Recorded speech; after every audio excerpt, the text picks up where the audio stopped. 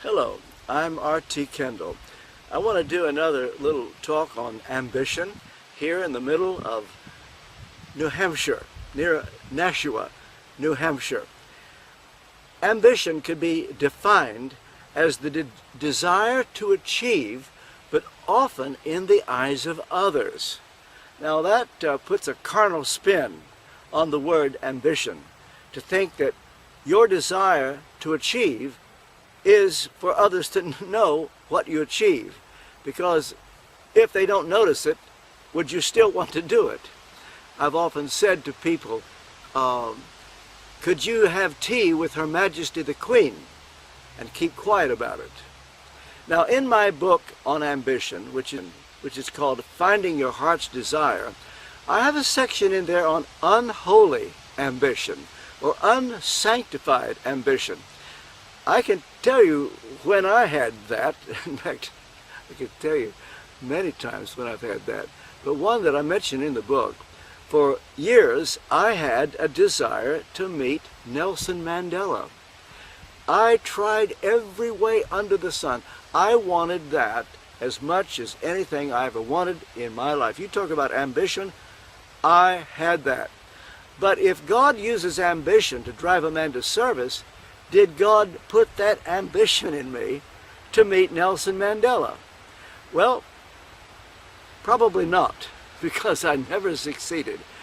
You wouldn't believe how close I got to him, how many people said, I can make that happen. I had 4 or 5 people right next to him said, leave it with me. God just looked down from heaven and said, no. In fact, one day when I read a passage in Jeremiah, seekest thou great things? Seek them not. I was smitten, and I gave up the desire. After all, why would I want to meet Nelson Mandela? Could I meet him and keep quiet about it? Was it not really that he might endorse my book, Total Forgiveness, and then I would sell a lot more copies of Total Forgiveness? He would be an appropriate person to have do that because of the way he's forgiven people. Now, one could say that was a good ambition. I say it was unsanctified. God could have made that happen. He didn't. And so we've got to check our motives. What is it that makes us do what we want to do? Are you wanting to achieve things so that everybody will be envious of you, as it's implied in Ecclesiastes chapter 4, verse 4? Are you wanting to do it because everybody will say, oh, that was marvelous, wonderful, so that they will affirm you and brag on you a little bit? Granted, God can use that to get us started.